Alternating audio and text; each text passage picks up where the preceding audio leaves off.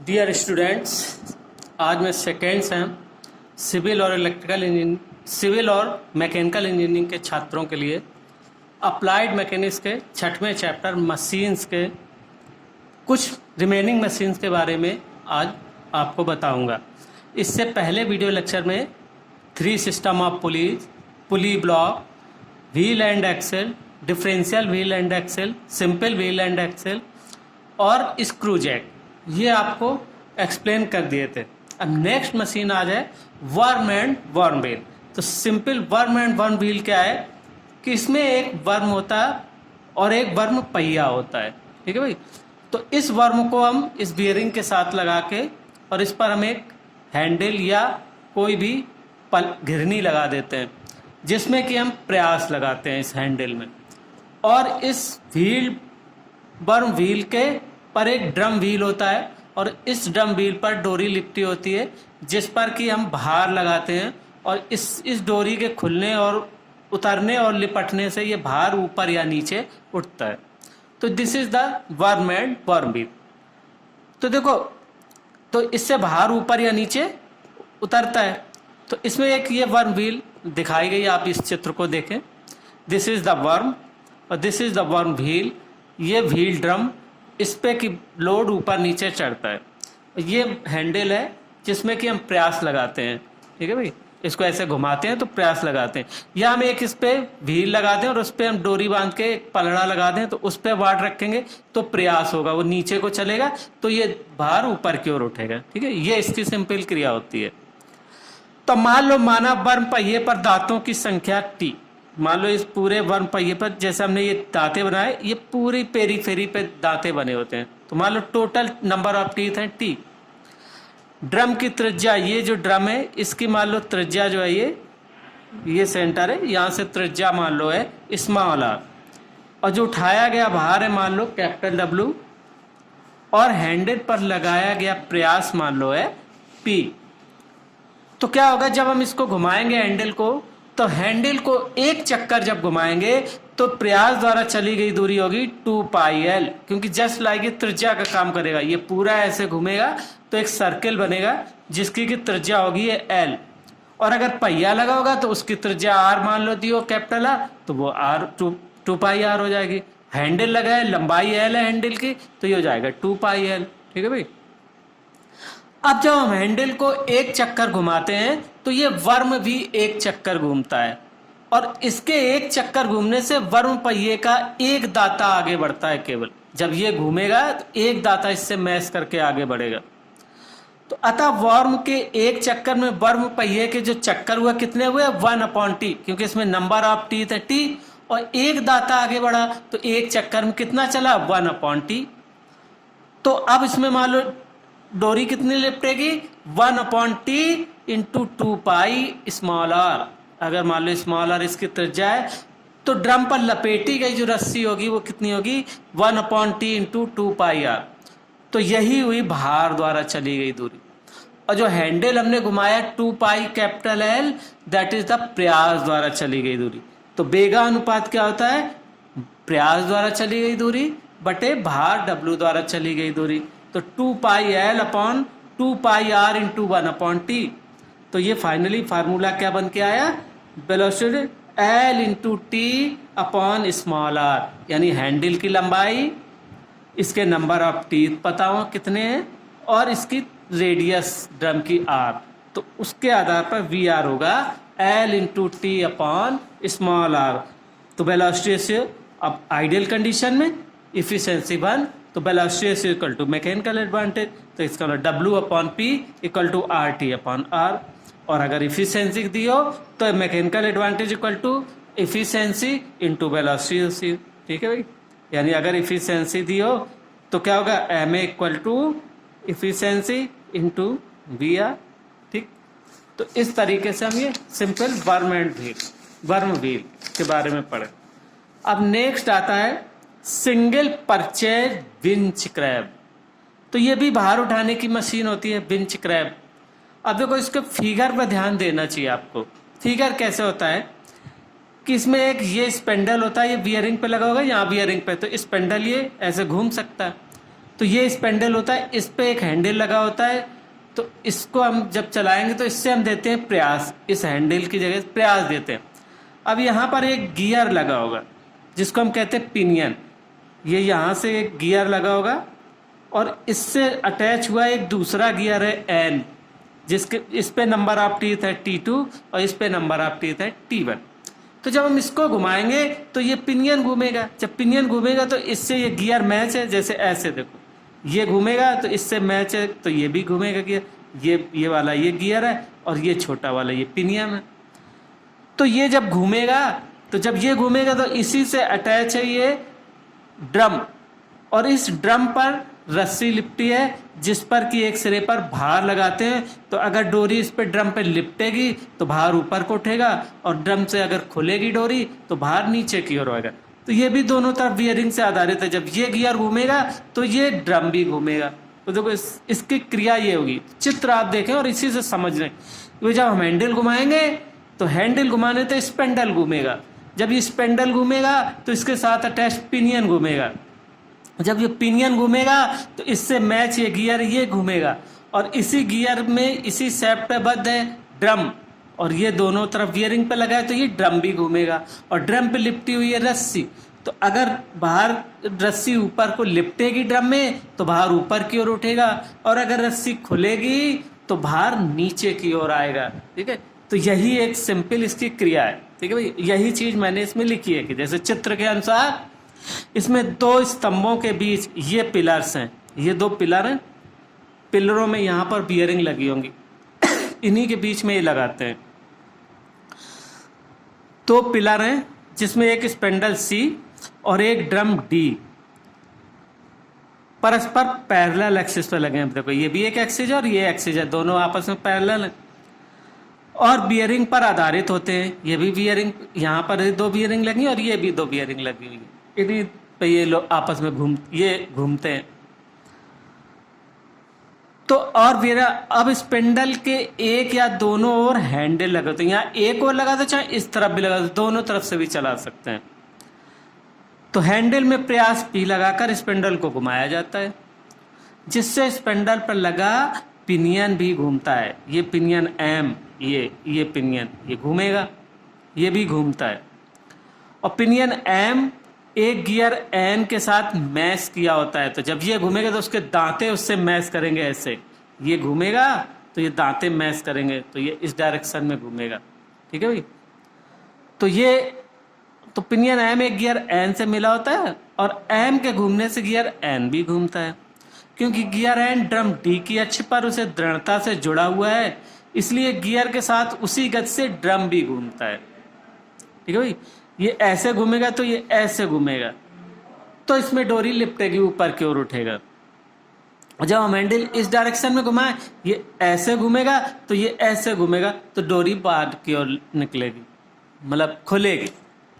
ठीक है, चित्र से क्लियर हो गया। अब इसी को ऐसे आप रिवाइज कर लीजिएगा। अब चित्र के अनुसार हैंडल की लंबाई मान लो L है, तो इसके एक चक्कर घूमने पर प्रयास द्वारा चली गई दूरी हुई 2πL, है ना।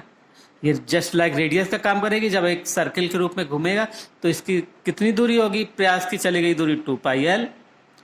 और हत्थे के एक चक्कर में पिनियन M ही एक चक्कर लगाएगा, और पिनियन M के एक चक्कर में गियर N के चक्रों की संख्या, यानी जब ये चक्कर लगाएगा तो गियर के चक्रों की संख्या कितनी होगी, पिनियन पर दांतों की संख्या बटे गियर पर दांतों की संख्या। अब मान लो इस पर दांतों की संख्या है T1 और इस पर दांतों की संख्या T2, तो गियर N के चक्कर बराबर T1/T2, तो इतने चक्कर लगेगा। और यही चक्कर होंगे ड्रम के, जो इस गियर के चक्कर होंगे वही ड्रम के चक्कर होंगे।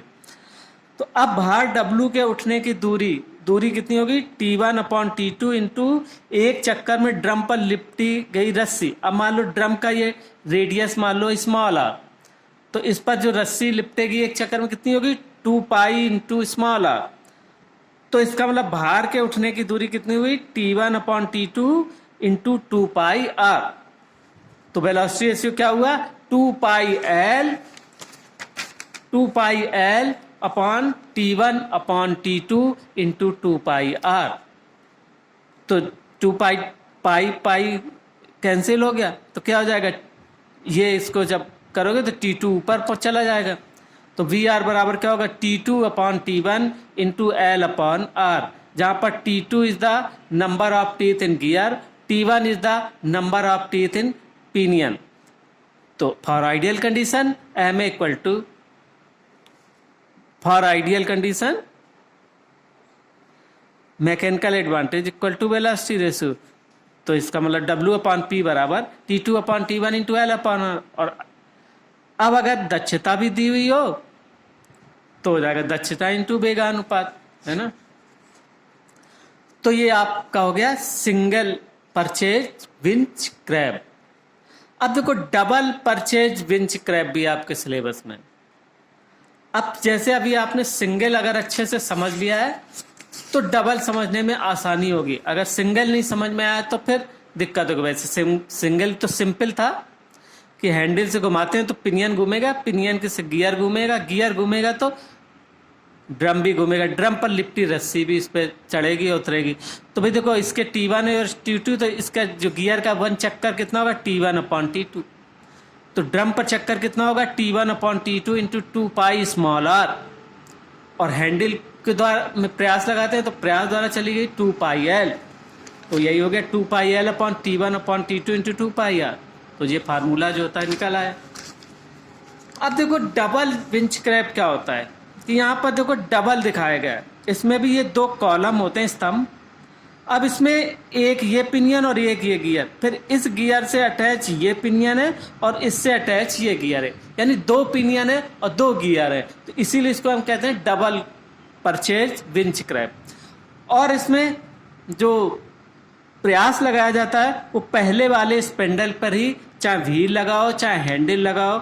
हैंडल लगाओगे तो हैंडल की लंबाई एल होगी और व्हील लगाओगे तो उसकी त्रिज्या कैपिटल आर हो जाएगी।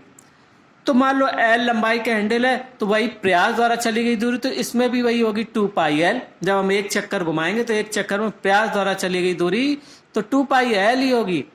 अब इसमें जरा सा ये समझना है कि यहाँ एक स्पेंडल ये है C1, एक स्पेंडल ये है C2 और एक ये है ड्रम। इस ड्रम पर हम रस्सी लपेटते हैं, जिसमें कि जब रस्सी लिपटेगी ड्रम पे तो बाहर ऊपर की ओर चढ़ेगा और जब खुलेगी तो बाहर नीचे की ओर आएगा। ये तो हैंडल पे डिपेंड करता है कि हैंडल किस डायरेक्शन में घुमाया जाता है। चढ़ाना है तो ऐसे घुमाएंगे, उतारना है तो अपोजिट डायरेक्शन में घुमाएंगे। ठीक है भाई। तो इसमें एक ये पिनियन है और इसके साथ अटैच ये गियर है। इस गियर से अटैच ये स्पेंडल है C2 और इस C2 से अटैच है ये पिनियन M2 और इस पिनियन M2 से मैच कर रहा है गियर N2। तो अब इनमें सब में अलग अलग नंबर ऑफ टीथ देखें कि पिनियन M1 में नंबर ऑफ टीथ मान लो T1 और गियर 1 में नंबर ऑफ टीथ है T2। पिनियन M2 में नंबर ऑफ टीथ T3 और गियर N2 में नंबर ऑफ टीथ मान लो है T4। ये देखो स्पष्ट याद रखना है। अब देखो कैसे वर्क करेगा, जब ये घूमेगा तो इससे मैच करेगा तो इसके अपोजिट डायरेक्शन में ये वाला स्पिंडल घूमेगा, ये स्पिंडल घूमेगा तो इससे ये गियर मैच करेगा तो इसके अपोजिट ये गियर घूमेगा और इस गियर के घूमने से व्हील भी घूमेगी तो इससे डोरी ऊपर चढ़ेगी। अब देखो इसमें हम कैसे निकालेंगे मैकेनिकल एडवांटेज वेलोसिटी। देखो प्रयास द्वारा चली गई दूरी तो 2 पाई एल ही हुई। अब इसमें डबल है तो डबल में क्या होगा, देखो कैसे मिला हुआ है कि गियर N1, देखो अब इसमें क्या क्या होगा कि हैंडल की लंबाई तो एल हमने मान ली और एल त्रिज्या की पुली द्वारा घुमाया जा सकता है। पिनियन M1 से मिला हुआ गियर N1 होता है जो स्पिंडल C2 पर लगा होता है। C2 पर एक पिनियन M2 लगा होता है और गियर N1, पिनियन M2 तथा स्पिंडल C2 तीनों एक साथ घूमते हैं। तो पिनियन M2 से मिला हुआ एक गियर N2 होता है और N2 ड्रम D के साथ लगा होता है। ये सब ठीक है। अब हम क्या करें, कैसे करें, देखो कि मान लो हत्थे की पुली पर प्रयास P लगाकर स्पिंडल C1 को घुमाया जाता है तो उस पर लगी पिनियन M1 भी घूमती है। M1 गियर N1 को घुमाता है जिस पे स्पिंडल C2 घूमता है। C2 घूमने पर लगी पिनियन M2 घूमती है और M2 के गियर N2 को घुमाता है और N2 से लगा ड्रम D भी घूमता है। तो ये तो हो गई इसकी क्रिया। अब इसको हम निकालते हैं कैसे, वेलोसिटी से। देखो क्या होगा, फलस्वरूप ड्रम पर बंधी रस्सी इस पर लिपटती है, उतरती है। अब मान लो कि माना कि T1 बराबर M1 पर T2 बराबर N1 पर दांतों की संख्या, T3 बराबर पिनियन M2 पर दांतों की संख्या और T4 बराबर गियर N2 पर दांतों की संख्या। अब देखो क्या होगा जब मैच करेंगे। L बराबर हैंडल की लंबाई और पुली की त्रिज्या मान लो R है और ड्रम की त्रिज्या और P हैंडल पर लगाया गया प्रयास और W रस्से पर लटकाया उठाया जाने वाला भार है। तो देखो हत्थे को जब एक चक्कर घुमाएंगे तो प्रयास द्वारा चली गई दूरी तो होगी ये 2πl, ठीक है भाई। जब इसको हम एक चक्कर घुमाएंगे तो प्रयास द्वारा चली गई दूरी 2πl होगी। अब इसलिए M1 के साथ मिले गियर N1 के चक्कर क्या होंगे, T1/T2 इंटू M1 का चक्कर, N1 का चक्कर अभी एक चक्कर, तो ये हो जाएगा T1/T2। अब चूंकि M2 के चक्कर बराबर जो N1 के चक्कर होंगे, M2 के चक्कर कितना घूमेगा, जितना ये घूमेगा, क्योंकि इसी स्पेंडर पर लगा है, जिससे गियर N1 घूमेगा उसी से पिनियन M2 घूमेगा। लेकिन N2 के जो घूमने के चक्कर होंगे, N2 को चूंकि M2 चलाता है अतः गियर N2 के चक्कर T3/T4 इंटू M2 के चक्कर, यानी T3/T4 इंटू M2 के चक्कर। तो M2 के चक्कर अभी हमने कितने निकाले थे, T1/T2। तो इसका मतलब क्या हो गया कि गियर N2 के चक्कर हो गए T3/T4 इंटू T1/T2। अब चूंकि ड्रम D के चक्कर बराबर, ये ड्रम D के चक्कर कितने होंगे, जो कि इस गियर के चक्कर होंगे, कि इसके साथ ये जुड़ा हुआ है। तो इसका मतलब क्या हुआ कि ड्रम के एक चक्कर में ड्रम पर लिपटी रस्सी की लंबाई होती है 2πr, जो W के उठने की दूरी है। तो इसलिए ड्रम के T3/T4 इंटू T1/T2 चक्रों में इस पर लिपटी रस्सी की लंबाई कितनी हो जाएगी, T3/T4 इंटू T1/T2 जो ये निकाला था इंटू 2πr। यही हो गई भार का विस्थापन। ठीक है, बात समझ आई कि जब हम ये M1 घूमेगा तो इससे अटैच जो है ये गियर है N1, तो N1 के चक्कर कितने हो जाएंगे, T1/T2 इंटू M1 का 1 चक्कर, T1/T2। अब जो इसके चक्कर होंगे N1 के, इस गियर के, वही चक्कर होंगे पिनियन M2 के। और जब पिनियन M2 को घुमाते हैं तो ये N2 घूमता है और जो N2 के चक्कर होंगे वही ड्रम D के चक्कर होंगे। तो देखो N2 के चक्कर कितने हो जाएंगे कि T3/T4 इंटू M2 के चक्कर, और M2 के चक्कर कितने आए, जो T1/T2 थे, जो N1 के चक्कर थे। ठीक है भाई, तो इसीलिए इसको देखो, इससे फिगर से रिलेट करके आप अगर लिखेंगे एक एक चीज को M1 M2 तो बिल्कुल क्लियर होगा, और ऐसे रटने की कोशिश करेंगे बिल्कुल समझ में नहीं आएगा। इसी से समझना है कि M2 इस N1 इस गियर के चक्कर कितने हुए, T1/T2 इंटू 1 M1 का चक्कर। अब जो इसके चक्कर वही M2 के चक्कर है, तो अब N2 के चक्कर क्या होंगे, T3/T4 इंटू M2 के चक्कर, और M2 के चक्कर थे T1/T2, तो क्या हो गया T3/T4 इंटू T1/T2। ये चक्कर हो गए N2 के। अब यही चक्कर हो गए ड्रम D के, और इस पर डोरी लपटी है और इसकी मान लो त्रिज्या स्मॉल r, तो इसका जो एक चक्कर में भार द्वारा चली गई दूरी होगी T3/T4 into T1/T2 into 2π small r। ठीक है भाई, तो यही जो है भार द्वारा चली गई दूरी ये वाली हो गई, ये भार द्वारा चली गई दूरी यानी भार का विस्थापन, और प्रयास का विस्थापन तो 2πl है ही। तो इसका मतलब वेगानुपात क्या हो गया, प्रयास द्वारा चली गई दूरी बटे भार द्वारा चली गई दूरी, यानी 2πl/T3/T4 into T1/T2 into 2π small r। तो इसको कैलकुलेशन करोगे तो ये क्या बचेगा, T4 into T2 into L/T3 into T1 into small r। तो ये डबल परचेज विंच क्रैप का वेलोसिटी रेशियो का फार्मूला हो जाएगा, क्योंकि उसमें डबल गियर डबल पिनियन। अब ये सब पता है कि T1 पिनियन M1 पर number of teeth, T2 gear N1 पर, T3 पिनियन M2 पर नंबर ऑफ टीथ, और T4 गियर N2 पर नंबर ऑफ टीथ। 2 गियर और 2 पिनियन होते हैं, और 2 स्पेंडर और एक ड्रम एक्सिस, व्हील एक्सिस, तीनों आपस में पैरेलल होते हैं, है ना, पैरेलल तीनों। देखो ये स्पेंडल C1 का, C2 की एक्सिस और इस ड्रम की एक्सिस, तीनों आपस में पैरेलल होती हैं। तो अब इसको जरा सा अच्छे से समझ लो, बहुत आसान है और इसी से बन जाएंगे क्वेश्चन कि डबल में इस पे नंबर ऑफ ये है, नंबर ऑफ ये, तो इसका बी आर का फार्मूला होगा ये। तो अब ये बहुत ध्यान रखना होगा किसके नंबर ऑफ टीथ दिए हुए हैं, उसी के हिसाब से वेलोसिटी रेशियो का फार्मूला आप देखेंगे उसमें दिया रहेगा चित्र में, या चित्र बना होगा या ऐसे दिए रहेंगे कि इसके पिनियन M1 के, पिनियन M2 के, गियर N1 के, गियर N2 के, और ड्रम की त्रिज्या स्मॉल r, तो क्या होगी वेलोसिटी रेशियो। अब फॉर आइडियल कंडीशन, ये तो सबको पता है कि फॉर आइडियल कंडीशन अब वेलोसिटी रेशियो मैकेनिकल एडवांटेज निकाला जा सकता है। Ideal condition efficiency equal to 1, तो MA बराबर VR, और MA बराबर VR का मतलब क्या हो गया कि हम ये कह सकते हैं कि W/P बराबर सेम यही फार्मूला, W/P बराबर इतना है। तो अगर ये सब दिए हो, कहा जाए कि इतने बार उठाने के लिए कितना प्रयास लगाना पड़ेगा। अगर एफिशिएंसी इतनी है तो एफिशिएंसी भी दी हो तो ये कर देंगे कि W/P बराबर एफिशिएंसी इंटू VR, और VR का मान ये रख देंगे कि इतने नंबर ऑफ टीथ इसमें नंबर ऑफ टीथ इतने, ड्रम की त्रिज्या इतनी है, अगर इसकी एफिशिएंसी 60% हो तो इतने भार को उठाने के लिए कितना प्रयास लगाना पड़ेगा, या इतना प्रयास लगाने के से कितना भार उठा सकते हैं। तो ऐसे इसमें न्यूमेरिकल प्रॉब्लम बन जाएंगी।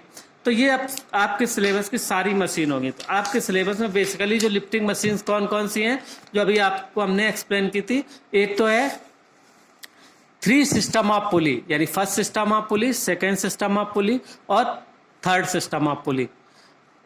पुली ब्लॉक यानी बेस्टन्स की डिफरेंशियल पुली, फिर simple wheel and axle, differential wheel and axle, simple screw jack, worm and worm wheel, single purchase winch crab और डबल परचेज विंच क्रैब। ठीक है भाई, तो इतनी सारी इन सभी मशीनों का फिगर, और ये बहुत इंपॉर्टेंट चैप्टर है, सबसे ज्यादा क्वेश्चन इसी से अटेंड होंगे।